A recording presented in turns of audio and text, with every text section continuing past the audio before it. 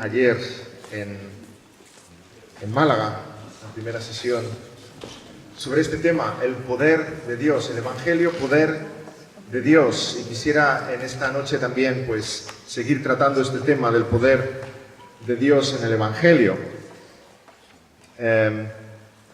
Y en especial tocando un pasaje que para mí ilustra de una forma maravillosa el poder de Dios para salvación, como es Jonás, capítulo 3. Pero vamos a tener una breve oración al Señor. Señor, te queremos pedir que en esta noche seas tú el que hables a los corazones. A pesar, Señor, de nuestra fragilidad, que sea tu voz la que escuchemos, hablándonos al alma directamente, Señor. Tú sabes dónde estamos cada uno de nosotros, Señor, con respecto a la salvación. Tú sabes aquellos que son tuyos, aquellos que lo han de ser, aquellos que están batallando, aquellos que como Jacob están luchando en la noche con el ángel de Jehová. Señor, que tú en esta tarde quieras realmente acercarnos a ti y presentarnos delante de ese evangelio poderoso que transforma vidas. Poderoso porque viene de ti, porque no es humano. Poderoso porque trasciende todas las culturas, edades y situaciones. Poderoso porque nos sigue hablando aún hoy, después de 2000 años de la cruz.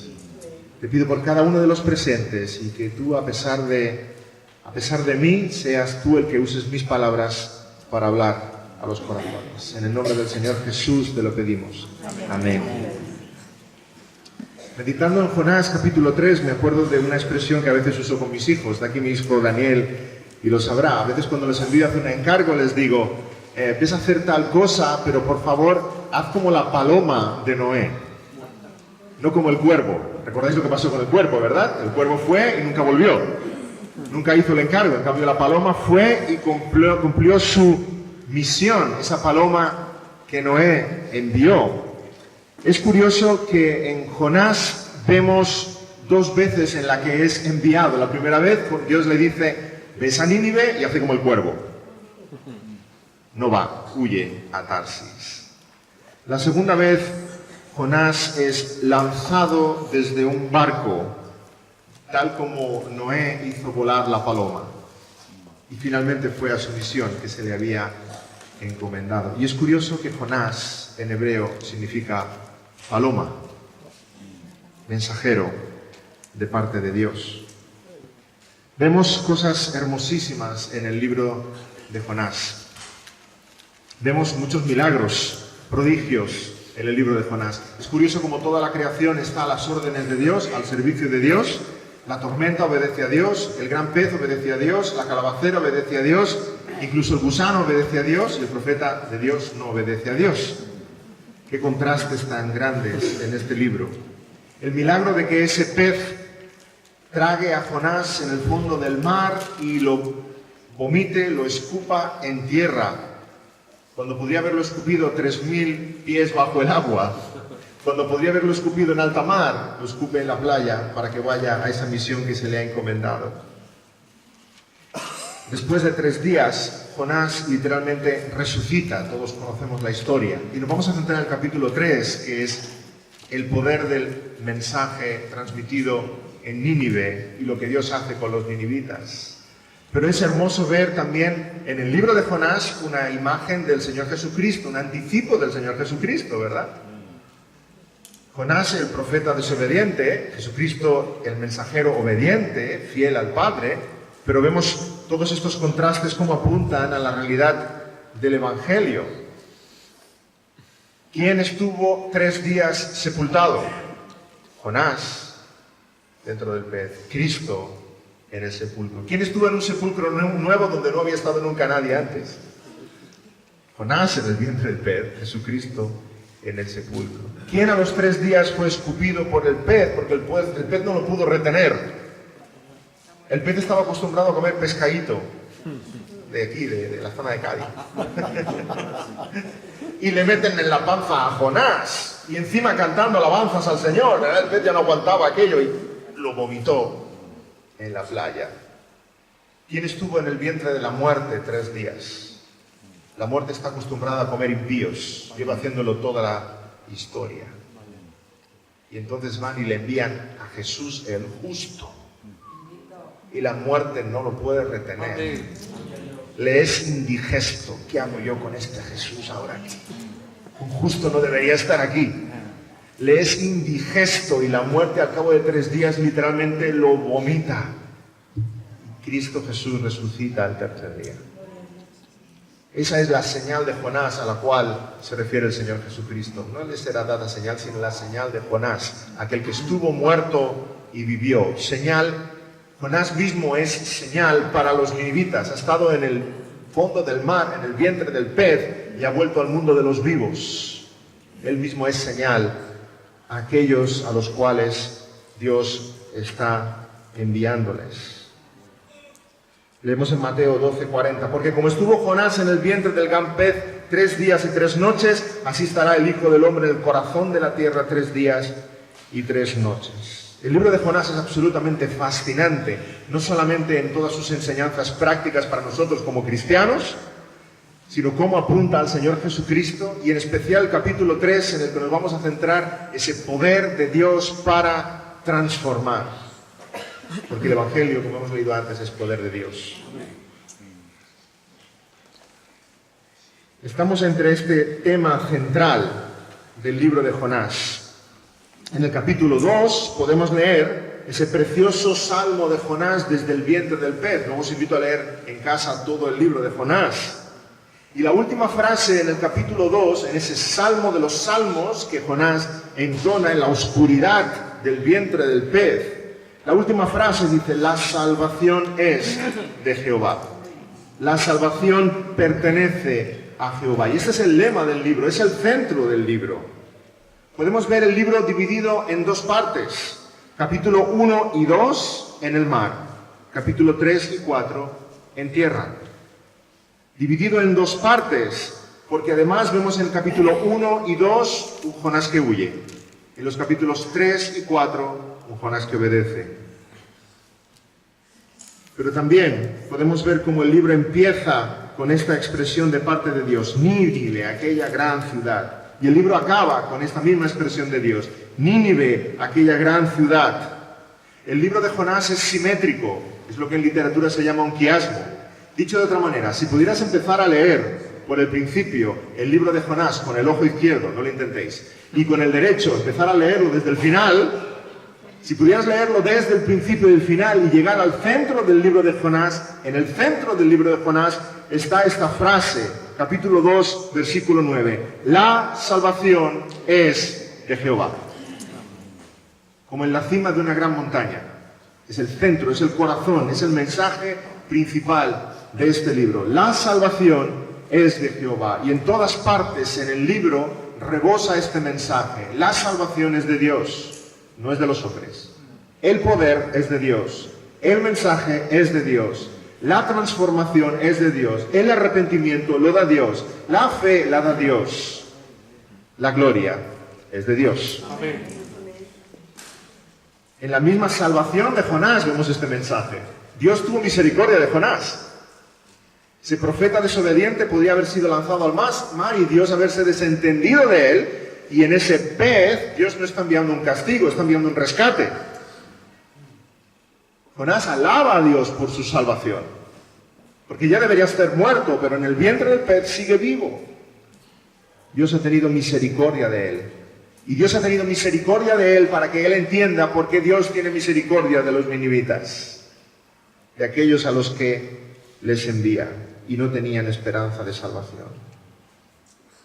Leemos en el capítulo 3, versículos 1 y 2. Vino palabra de Jehová por segunda vez a Jonás, diciendo: levántate y ve a Nínive, aquella gran ciudad, y proclama en ella el mensaje que yo te diré. Empieza el capítulo con la primera muestra de la misericordia de Dios hacia Jonás. Dios podría haber destruido a su profeta. Jonás desobediente, voy a acabar contigo, me voy a procurar de otro. Pero Dios le vuelve a enviar. a la misma misión a la que no quería ir. Y al empezar a leer el capítulo 3, parece que estamos leyendo el capítulo 1. Está usando el mismo lenguaje, parece que la historia vuelve a empezar. Leíamos en el capítulo 1 y volvemos a leer en el capítulo 3, vino palabra de Jehová a Jonás. En el capítulo 3 dice, vino palabra de Jehová por segunda vez a Jonás, diciéndole, levántate y ve a Nínive. Parece como si hubiéramos rebobinado la película, como si hubiéramos echado atrás la cinta, ¿verdad? Y volviéramos otra vez a empezar la misma historia. Parece como si Dios hubiese echado atrás y le estuviera dando a Jonás una segunda oportunidad. Pero ¿sabéis? Lo que está sucediendo en Jonás capítulo 3 es mucho más grande que una segunda oportunidad. Esto es más que una segunda oportunidad. Es un segundo Jonás. Es otro Jonás. Dios no envía a Jonás de nuevo a la misma misión, sino que Dios cambia a Jonás y ahora le envía a la misma misión. Si le estuviera dando una segunda oportunidad, estaríamos hablando de puro humanismo. Es como si dijéramos que Dios confía en ti. Ánimo, lo vas a conseguir, lo único que necesitas es un poco más de tiempo. Que Dios tenga más paciencia contigo. Ánimo, tú puedes. Mira, Jonás tuvo otra oportunidad y la supo aprovechar. Aprovéchala tú, la oportunidad que Dios te da. Dios cree en ti. Solo cree en ti un poquito más. Humanismo. Pero lo que Dios hace con Jonás es algo mucho más sublime que darle una segunda oportunidad. Aquí tenemos un segundo Jonás. Dios ha transformado su corazón. ¿Dónde? En el vientre del pez. Amén. Y ahora Dios le dice, levántate y ve a Nínive. Y para nuestra sorpresa, Jonás no huye a Tarsis de nuevo, sino que Jonás se levanta y va a Nínive. Ahora sí. Si el mensaje de Jonás fuera Dios da una segunda oportunidad, tendríamos capítulo 1, Jonás ve a Nínive. Capítulo 2, Jonás en el fondo del mar. Capítulo 3, Jonás ve a Nínive. Capítulo 4, Jonás en el profundo del mar. De nuevo en el vientre del pez. Pero no es así, gracias a Dios. Dios le envía una misión que ahora sí va a cumplir. Y así somos tú y yo. ¿Sabes? No necesitas una segunda oportunidad. Puede que hayas tenido una segunda, y una tercera, y una cuarta. No necesitas otra oportunidad, porque volvemos a tropezar en la misma piedra. No necesitas otra oportunidad, necesitas otro corazón. Amén. Y solamente el poder de Dios puede transformar corazones, como hizo con Jonás, como hizo con tantos. El mensaje de Jonás es el Evangelio. Dios hace algo mucho más profundo que darnos otra oportunidad. Dios hace algo mucho más radical que rebobinar tu historia para que ahora puedas tomar las decisiones correctas. Dios ha quitado aquella película y ha puesto otra para que realmente le sirvamos. Dios es el mismo, Nínive es la misma, el mensaje es el mismo, Jonás es otro. En este tercer capítulo, Jonás cambió en lo profundo del mar.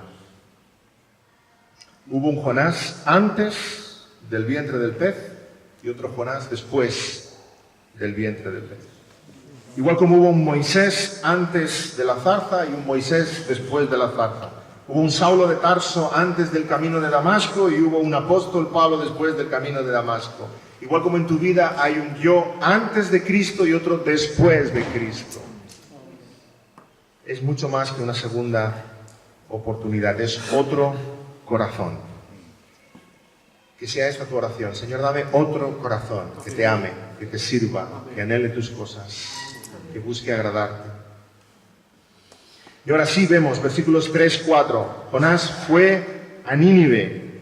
Dios le envía y leemos versículo 3. Se levantó Jonás, fue a Nínive conforme a la palabra de Jehová. Y era Nínive ciudad grande en extremo de 3 días de camino, y comenzó Jonás a entrar por la ciudad camino de un día y predicaba diciendo, de aquí a 40 días Nínive será destruida. La ciudad de Nínive era una ciudad muy grande, probablemente de 120.000 personas, de 3 días de camino. Esa expresión seguramente significa que hace falta 3 días para rodearla. Algunos críticos durante mucho tiempo han negado la existencia de una ciudad así, pero en los años 1800 se descubrieron las ruinas de Nínive, a las afueras de la ciudad iraquí de Mosul, una ciudad grande, enorme. A las afueras de Mosul había dos colinas, una se llamaba Kuyurhik y la otra se llamaba Nabi Yunus. Y cuando retiraron la tierra de esas dos colinas, descubrieron la ciudad de Nínive. Y es curioso que una de esas dos colinas, Nabi Yunus, significa en árabe profeta Jonás. Y así se ha llamado durante siglos. Y ahora se puede visitar esa ciudad. 1500 torres flanqueaban la ciudad. 35 metros de altura en sus muros. Una ciudad gigantesca, de 100 kilómetros de perímetro. Unos 3 días de viaje. Y mientras leía la descripción de esta tremenda ciudad de Nínive, amurallada, fortificada, inexpugnable, me acordaba de otra gran ciudad de tiempos antiguos, como era la ciudad de Jericó. Ambas ciudades enemigas de Dios, Jericó y Nínive. Ambas vencidas por Dios, Jericó y Nínive. Pero qué diferente forma de vencer, ¿verdad? Nínive fue derrotada con la gracia de Dios, Jericó fue derrotada con la ira de Dios. Al fin y al cabo, ambas ciudades ilustran cada uno de nuestros corazones.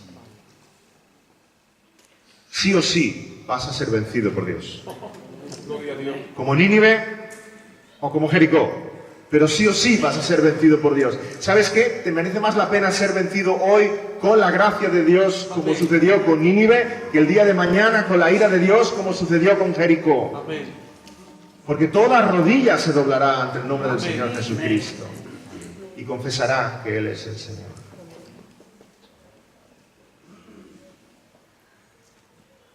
Jonás se acerca a la ciudad de Nínive.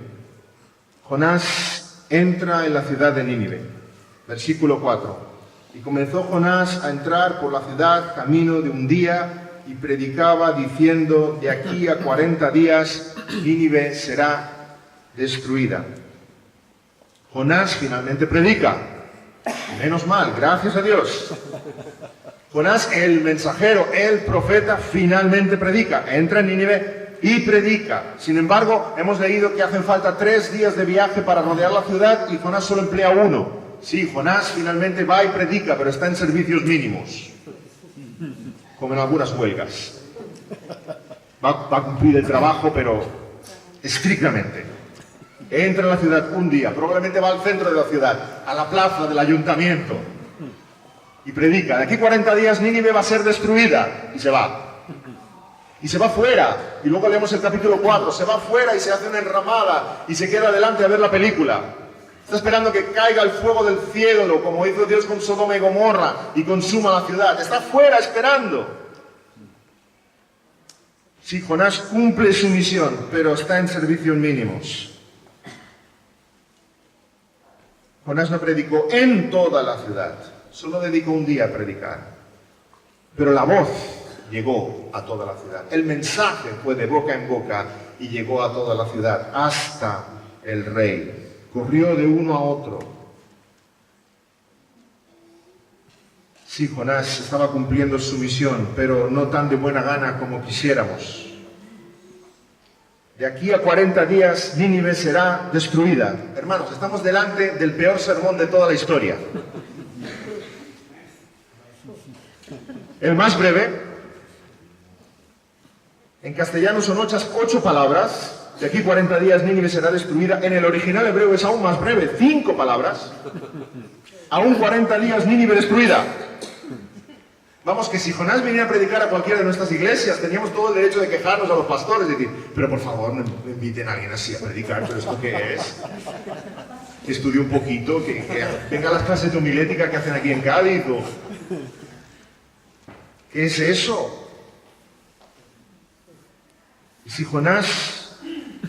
Jonás, me pregunto, ¿y si Jonás hubiese predicado un sermón elaborado, homiléticamente correcto, haciendo una exégesis perfecta, usando introducción, conclusión, ilustraciones, hubiese predicado durante los 3 días que Dios le dijo, hubiese predicado 8, 10, 12 horas al día y Nínive se hubiera convertido. ¿No podríamos caer en la tentación, incluso el propio Jonás, de que hubiese sido mérito de Jonás?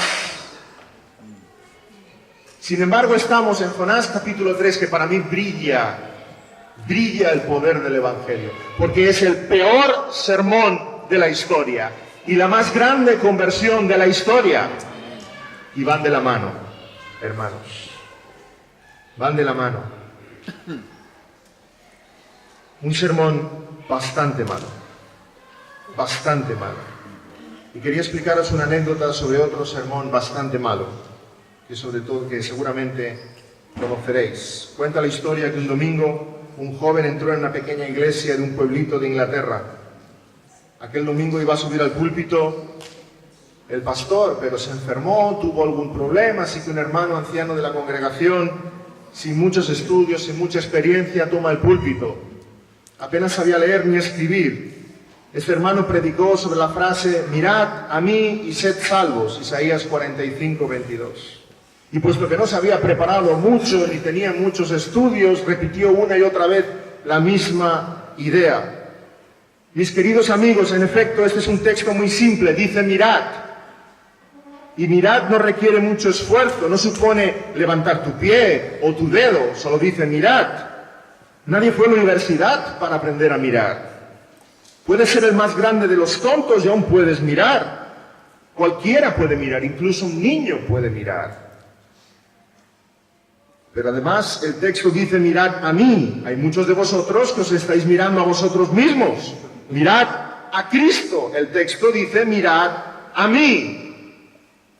Dice la anécdota que después de 10 minutos de repetir la misma idea, ya no sabía mucho más que decir, entonces la toma con un joven que estaba sentado al fondo. Como nevaba, tenía frío, el joven pasaba por allí y se escondió en aquella capillita.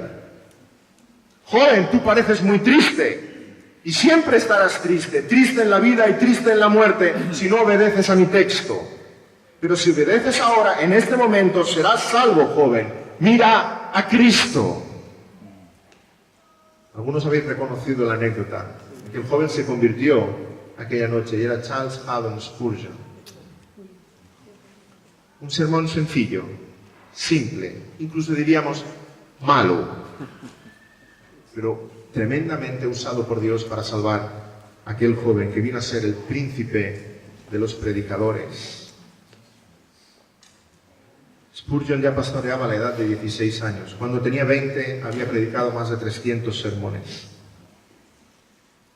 Su iglesia en Londres albergaba más de 5.000 personas que escuchaban cada domingo la predicación de la palabra. Se hacían hasta 25.000 copias cada semana de sus sermones escritos. Se dice que cada domingo hubo conversiones en su iglesia. Un sermón sencillo, un gran impacto. Y Dios nos deja ejemplos así en la historia y en el relato bíblico, para que podamos entender que hay grandes bendiciones espirituales en la sencillez. Y no seamos movidos a pensar que puede haber mérito en nosotros, sino que el poder es suyo. El poder es de Dios. Tenemos el ejemplo inverso también. Tenemos excelentes discursos en la palabra. Sobre todo recuerdo en Hechos 26 el discurso de Pablo frente a Agripa. Cómo defendió, qué apologética de la fe. Impresionante. Y Agripa mira a Pablo y le dice en Hechos 26, 28... por poco me persuades a ser cristiano. Casi me convences. Un sermón espléndido. Y Agripa dice, por casi me convences. Un sermón pobre el de Jonás, triste. Y se convierte toda la ciudad de Nínive. Y Dios permite cosas así para que entendamos que el poder y el mérito es suyo. Y viene de lo alto. La salvación no la producimos nosotros, solo somos simples instrumentos en sus manos. Cita Spurgeon, hablando de la conversión de los ninivitas. Los hombres de Nínive se arrepintieron y se volvieron a Dios a pesar de que sus llamamientos al arrepentimiento no fueron muchos. Muchos fieles han sido molestados y advertidos innumerables veces, sin embargo, permanecen sin arrepentirse. Pero Nínive no había gozado de tales privilegios. Era un país oscuro y pagano. Nínive solamente oyó la voz de un profeta, y no uno de los más grandes, ni de los más afectuosos. Nínive oyó a este profeta una sola vez, en un sermón al aire libre, muy corto y monótono. Nadie no había oído la buena nueva, solamente oyó los truenos de la ley, y nadie más, sin embargo. La obediencia a esta amonestación fue inmediata, universal, práctica y aceptable a Dios, de tal modo que la ciudad entera fue salvada. Comparémonos más bien con Nínive. Escuchó una sola vez un mal sermón de boca de un profeta desganado y creyó. Y quisiera que meditáramos en la grandeza de esta conversión, la grandeza tremenda de esta conversión. Sigue leyendo los versículos 5 en adelante. Y los hombres de Nínive creyeron a Dios y proclamaron ayuno y se vistieron de cilicio desde el mayor hasta el menor de ellos. Y llegó la noticia hasta el rey de Nínive y se levantó de su silla, se despojó de su vestido, se cubrió de cilicio y se sentó sobre ceniza e hizo proclamar y anunciar en Nínive por mandato del rey y de sus grandes, diciendo: hombres y animales, bueyes y ovejas, no gusten cosa alguna, no se les dé alimento ni beban agua, sino cúbranse de cilicio hombres y animales y clamen a Dios fuertemente y conviértase cada uno de su mal camino, de la rapiña que hay en sus manos. ¿Quién sabe si se volverá y se arrepentirá Dios y se apartará del ardor de su ira y no pereceremos? El resultado del sermón de Jonás fue milagroso, ¿verdad? Todos los ninivitas, 120.000 personas se convirtieron, se arrepintieron de sus pecados, creyeron el mensaje. Esto es un milagro de Dios. ¿No nos damos cuenta de que humanamente es imposible que 120.000 personas se pongan de acuerdo en algo? Y en un solo día, y menos en algo tan trascendental como es la fe. Hermanos, 120.000 personas no juegan al mismo deporte. 120.000 personas no votan al mismo partido político. 120.000 personas no les gusta el mismo color, ni tienen los mismos gustos culinarios, ni escogerían el mismo nombre para su hijo. Es imposible, humanamente hablando, que 120.000 personas se pongan de acuerdo en ningún tema. Y sin embargo, 120.000 personas se arrepienten de sus pecados y creen la voz del profeta. Claman al cielo pidiendo el perdón de Dios. ¿No es esto un milagro? ¿Qué hubiéramos podido esperar que pasara en Nínive? Os digo qué es lo que podría haber pasado de forma lógica, que agarran a Jonás, el profeta, lo echan fuera de la ciudad y lo apedrean. Esto es lo que era de esperar. ¿Sabéis lo que hubiese sido un tremendo éxito evangelístico? Que algunos lo escuchan y hay 4 o 5 que se convierten y llegan las noticias en Israel: oye, ¿sabes que Jonás predicó en Nínive? ¡Oh! Dime que no está muerto. No, está vivo. No me digas, ¿está vivo? ¿Y qué pasó? Hubo 5 conversiones. ¿Qué me dices? Todos los jueves tiene un estudio, tiene una célula en Nínive. Que, por favor, eso es un milagro del Señor, es increíble. Una célula de estudio bíblico los jueves en Nínive. Eso hubiera sido un tremendo éxito ministerial. Pero aquí no estamos delante de un éxito ministerial. Esto es un milagro. Amén. Esto es poder de Dios. Amén. Que Dios en su misericordia quiera salvar una iglesia pagana, una ciudad pagana, impía, como era Nínive, y quiera tocar todos los corazones y traerlos al arrepentimiento, por su soberana voluntad, por su misericordia. Esto es un milagro del cielo. Hermanos, Jonás capítulo 3 nos expone a lo imposible, a lo increíble, a lo milagroso, a lo prodigioso. El Evangelio es poder de Dios. Amén. Jonás capítulo 3 nos presenta algo sobrenatural.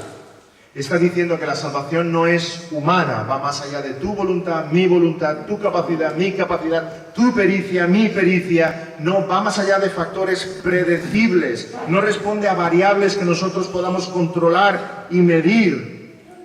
Este pasaje a mí me pone los pelos de punta. Es espectacular. nos presenta la realidad de que la salvación pertenece a Jehová, el centro, el corazón del libro de Jonás. La salvación pertenece a Jehová. El texto nos dice que todos se convirtieron de su mal camino. Toda una gran ciudad de gente impía, asesinos, ladrones, idólatras, inmorales, fornicarios, todos abandonaron la obra de sus manos y se arrepintieron. Toda la ciudad se arrepintió. Aquí tenemos una auténtica conversión de la ciudad de Nínive. Leemos que los hombres de Nínive creyeron a Dios. Nos damos cuenta, versículo 5, no creyeron a Jonás. Creyeron a Dios. Sabían muy bien de dónde venía el mensaje. Hermanos, no pongamos los ojos en los hombres. Amén. Si pones los ojos en los hombres, tu vida cristiana va a ser siempre muy triste, porque los hombres te van a decepcionar tarde o temprano. La iglesia no es de los hombres, ni de los pastores, ni de los diáconos, es de Dios. Amén. Y el mensaje es de Dios. Pon los ojos en el Señor Jesucristo. Amén. Y a pesar de los hombres, seguirás caminando en la fe, Amén. con firmeza. Los ninivitas lo entendieron, creo que lo podemos entender nosotros. Creyeron a Dios. Pongamos los ojos en Cristo nada más. Y sigue diciendo, versículo 5, desde el menor hasta el mayor, todos, y aquí no creo que se refiera a la edad, sino al estrato social, de los más grandes, de los más nobles, a los más sencillos, todos se vistieron de cilicio, todos se vistieron de ropa de saco y echaron ceniza sobre su cabeza, que era señal de luto, de duelo, de pesar, de tristeza. A pesar de sus títulos, de sus riquezas, de su nobleza, de su prestigio, quebrantados delante del Dios vivo, porque entendieron que estaban destituidos de la gloria de Dios. Estaban de luto. Incluso el rey, leemos, el rey de Nínive bajó de su trono, se quitó sus ropas reales, se vistió de luto, suplicando el perdón de Dios. Estamos de acuerdo en que el sermón de Jonás fue pésimo, pero el mensaje de parte de Dios era fiel, era claro, era diáfano, era un mensaje de juicio y produjo arrepentimiento. Dios estaba profundamente enojado con los ninivitas y los ninivitas entendieron que debían arrepentirse buscando la piedad, la misericordia de Dios. Y este libro nos hace entender también que mucho de lo que por ahí se llama evangelismo no lo es. Porque muchos intentan endulzar de tal manera el mensaje que no hay juicio, no hay pecado, no hay ofensa, no hay arrepentimiento. Y si no hay juicio, no hay pecado, no hay ofensa y no hay arrepentimiento, no hay evangelio. No hay evangelio. No es predicar el evangelio, Jesús te ama. O Jesús tiene un maravilloso plan para tu vida. O quieres ir con Jesús al cielo. Eso no es el evangelio. El evangelio se presenta cuando presentamos la enfermedad antes de la medicina. Sí, Señor. Cuando presentamos la mala nueva antes de la buena nueva. Y es que estamos muertos en nuestros delitos y pecados y hemos transgredido la ley de Dios y que no vamos a estar en su presencia porque hay un gran abismo entre Dios y nosotros. Y solo la sangre de Jesucristo nos puede restaurar, nos puede acercar a Él. La conversión de los ninivitas fue una auténtica conversión y empieza con ese pesar, con esa tristeza de ver la separación de Dios. ¿Recordamos cómo empiezan las bienaventuranzas? Bienaventurados los que lloran. El primer camino al cielo es reconocer que mereces el infierno, que estás separado de Dios. Bienaventurados los que lloran, porque recibirán consolación. Amén. Recibirán consolación. La conversión de los ninivitas fue verdadera, porque fue una conversión no solo de palabra, fue una conversión de vida. Y el rey de Nínive dice, dejemos cada uno su rapiña, su mal camino. Dejaron sus obras. No es conversión la que solo se da en la lengua. Es conversión la que se da en el corazón, en las manos, en los pies, en los pensamientos. No es solamente una profesión de fe, es un cambio de vida auténtico. Versículo 8, conviértase cada uno de su mal camino, de la rapiña que hay en sus manos. Cada uno deje su camino y conviértase a Dios y clame al Dios vivo.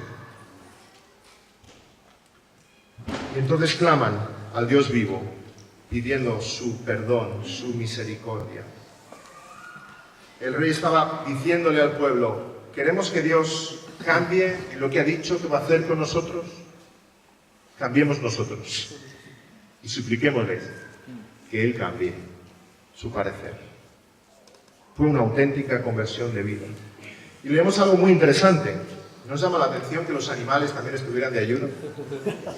Rompe un poco nuestro esquema del ayuno, ¿verdad? El ayuno es un tiempo en el que me privo de alimentos para estar concentrado en la oración, la lectura de la palabra. No, eso para una gallina, un buey o una vaca no cuadra esa descripción de ayuno, ¿verdad? El ayuno es abstenerse de alimento, pero ¿qué propósito puede tener el ayuno de los animales? Y también cubiertos de cilicio. El rey ordenó que los animales también ayunaran. Todos los animales en toda la gran ciudad de Nínive. Quisiera explicaros una anécdota personal que me ayuda mucho a entender este pasaje. Recuerdo un verano de niño que pasé una temporada en casa de unos tíos en Lleida, en el interior de Cataluña. Vivía en un pueblito a las afueras de Lleida y mi tío, por aquel entonces, el negocio familiar era una pocilga. Junto a la casa tenía una pocilga y criaba cerdos. Entonces yo, ayudando a mis primos, una mañana me dijeron, levántate de mañana, vamos a dar de comer a los cerdos. Que era una nueva experiencia para mí. Nos levantamos muy pronto por la mañana y fuimos a coger cubos, agua para darles el pienso, etc. Y mis primos me dijeron, ves con cuidado, no hagas ningún ruido. Los cerdos llevan toda la noche sin comer. Saben que vamos a llegar. Si nos oyen, van a montar un escándalo. Muy bien. Despacito todos cogiendo los cubos, ¿verdad? Y uno de nosotros se tropezó con un cubo, ¡cataclón! Y nos miramos todo lo que hemos hecho. Y los cerdos empezaron, bueno, no voy a repetir el sonido porque es lo único que recordarías de este sermón, ¿sí?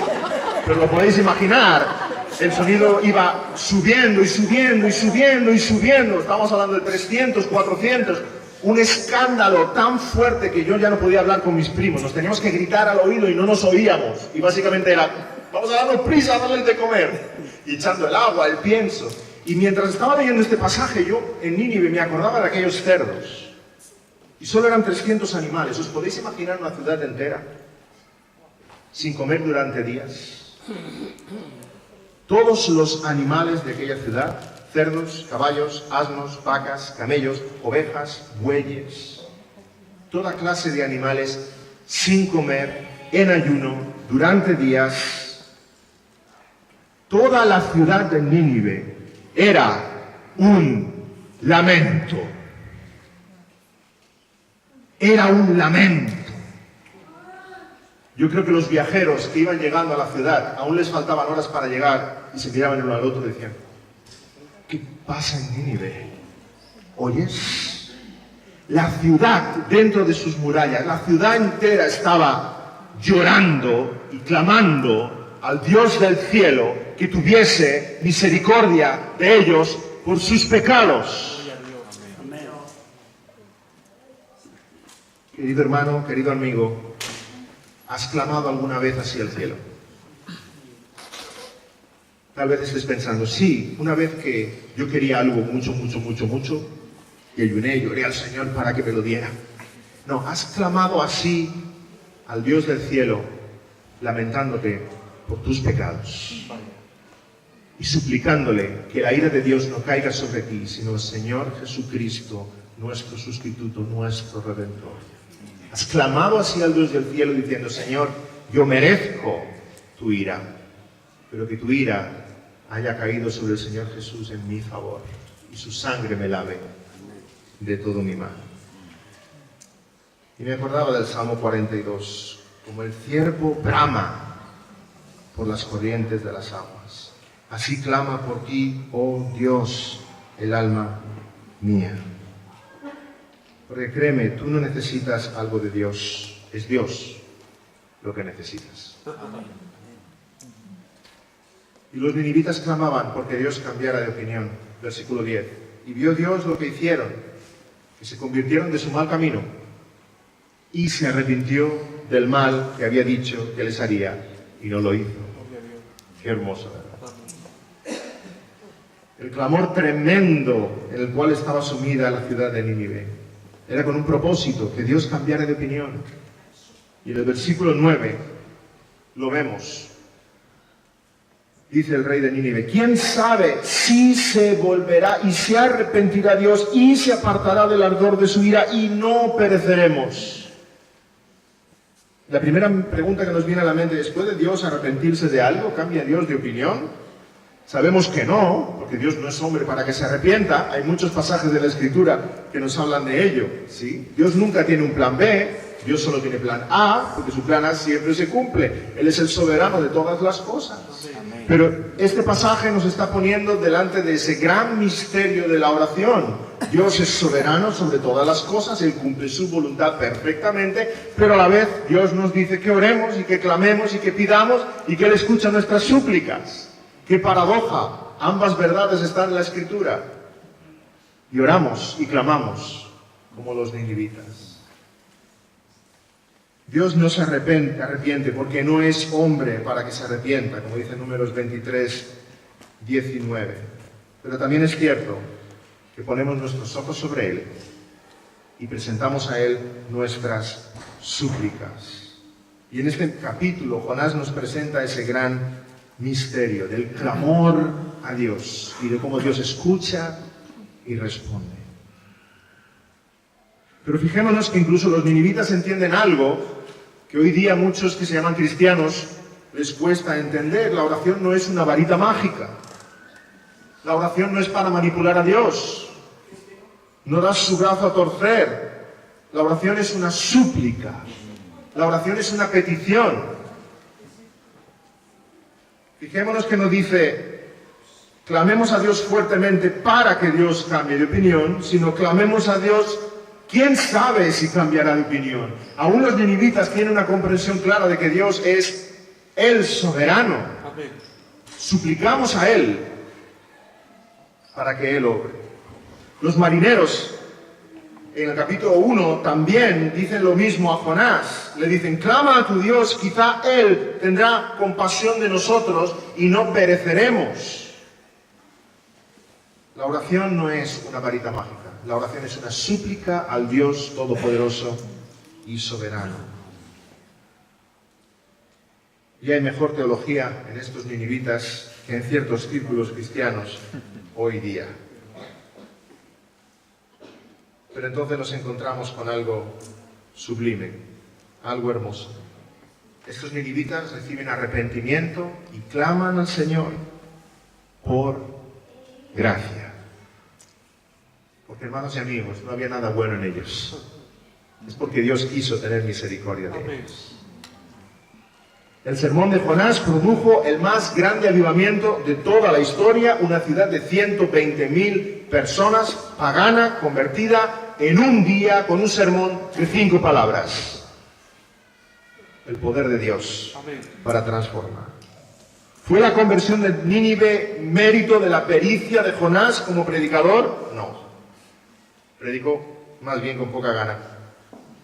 ¿Fue la conversión de Nínive debida a las herramientas evangelísticas que usó, los recursos que llevaba consigo? ¿Fue Jonás allí con PowerPoint, con trípticos en color, con altavoces, con música, con mimo, con marionetas?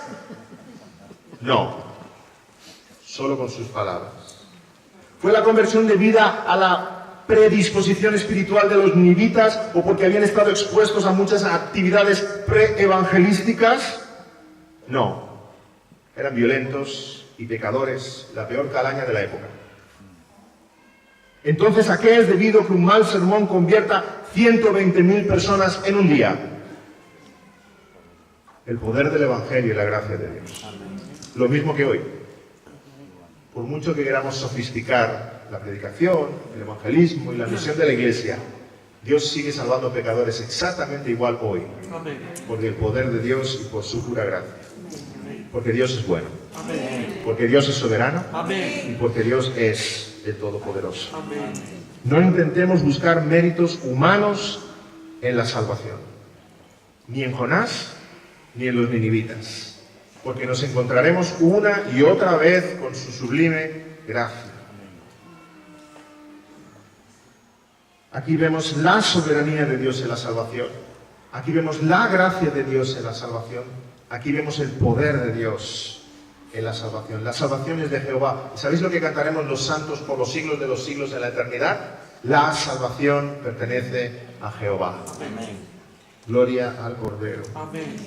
Y en este capítulo brilla el poder de Dios para salvar pecadores, como también brilla la incapacidad del profeta, y cada vez que lo leemos nos sorprende la misericordia de Dios con pecadores como nosotros.